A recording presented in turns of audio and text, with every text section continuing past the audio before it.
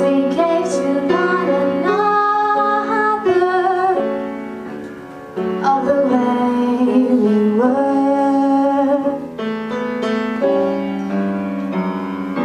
Can it be that it was all so simple then? Or has time rewritten every line? If we had the chance to do it all again, tell me, would we? Could we? Memories may be beautiful and yet what's too painful to remember, we simply choose to forget. So it's the laughter we will remember. Whenever we remember the way we were, the way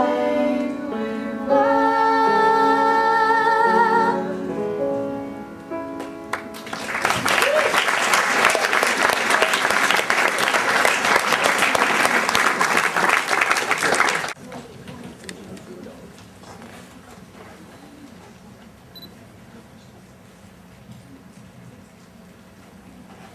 Good morning.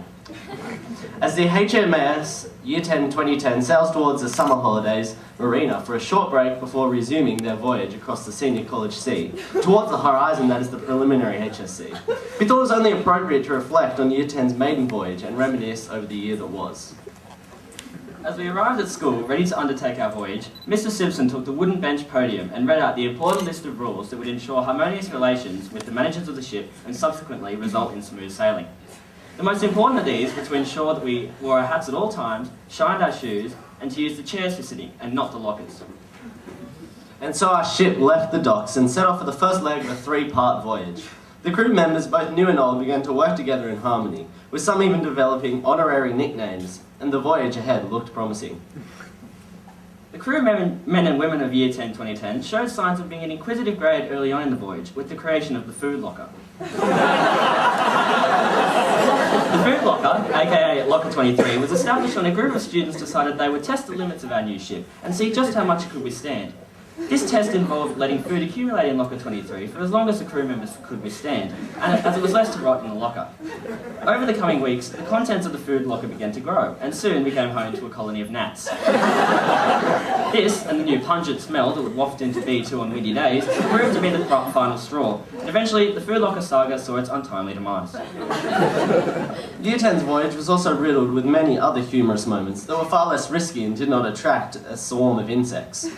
One of these was observing the ongoing war between the B Block pirates, led by Mr. Gill, and their nemesis, the Greenpeace Sea Shepherd, led by animal rights activist and passionate social scientist Mr. Gunderson. For many years, the B Block pirates have tried to take full control of the waters of Senior College, only to come up against strong resistance from the A Block Greenpeace activists. More recently, they have resorted to blasting the officers of B Block with water in an attempt to step up the intensity in their non-violent protesting. In the wake of this, however, B Block has simply plastered more pro-piracy posters on the walls of their office, serving as a permanent taunt to A Block.